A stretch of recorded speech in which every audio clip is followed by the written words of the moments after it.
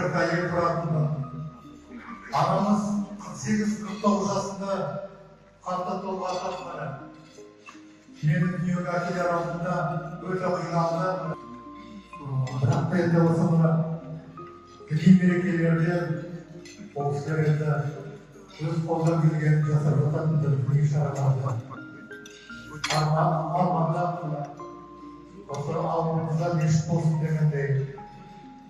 Азаматтарымызға рахмет бірі. Белсенді азаматтарымызға мына Жұмабек ауылына мешіт салып, қазір сол кісілердің аруағына дұға оқып дегендей. Шәкел әпкеміз біздің отбасымыздың үлкені болды, мен кенжесі болдым.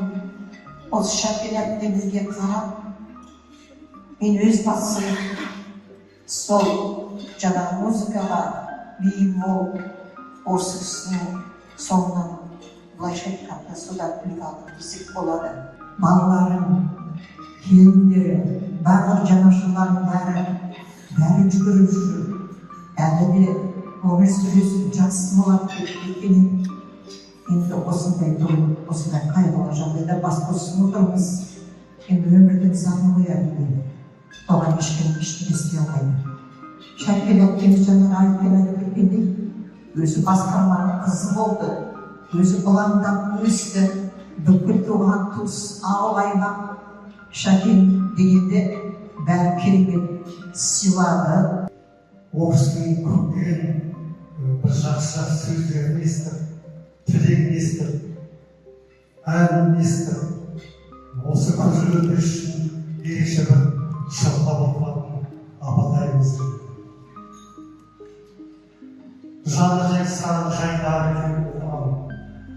Хорға келген бұл кісі есіне келіп орында отырған кезде қалайсыңдар?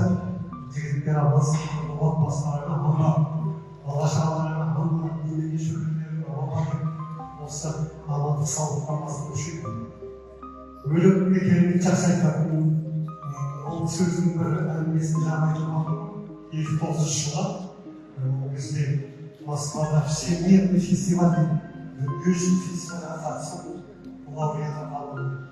Ол кезде жаңағы ойлап отырсам Шәкел апайымызға 22 жасында ол әркімге ондай бақыт келе бермейді, ондай жастар бар. Дүниежүзілік фестивальға қатысуға. Ол да бір Шәкел апайымыздың өнерінің бағаланғаны деп есептейміз. Одан бері 67 жыл болды. Жаңағы 29 жыл фестивальға қатысты, содан бері уақытта 67 жыл өткен. Ол керемет назар. Маған айтқандағы ерекше үні біздің жүрегімізде сақталған деп есептейміз. Әр уақытта апайымызды ұмытпаймыз. Жатқан жерде болсын, топырақ болсын, көрмеген көшесіне жатқасын.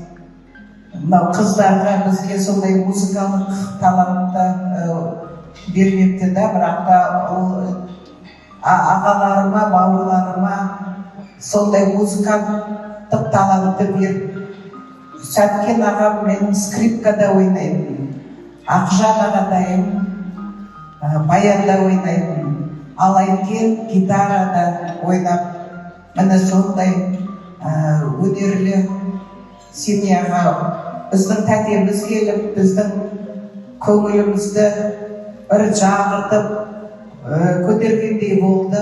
Кішкентай кезімізде бәрі біреуі скрипкада ойнап, біреуі гармонда ойнап, тәтем өлең айтып, міне кішкентай кезімізде сондай болатын.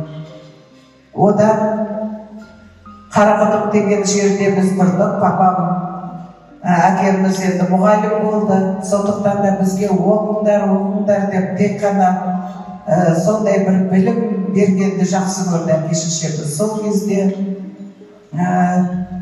ағадайым сонау Қарақұдықтан көшіп кеттік. Мен онда 4-ші класста едім, Света 5-ші класс, 6-ші класс. Содан олар Бабай совхозында тұрды, Шәкел тәтеміз екеуі. Содан біз Света екеуміз Бабай совхозында, Үлгі совхозында, сонда орыс мектебіне бармай, сол ағатайымның қолында болдық, оқыдық. Сол кезде бізде осы сіңлі қызындай жақсы көріп, өмір бойы сондай болып кетті. Бүгін өте қиын енді сөз айту деген. Сондықтан да әкеміздің енді еңбегі бізге берген, балаларына берген ұшақ теңіз. Алла тек елдің қабылғып, кейінгі туған туыс бауырлар барлығы аман болып, барлық ниеттеріміз қабыл болсын.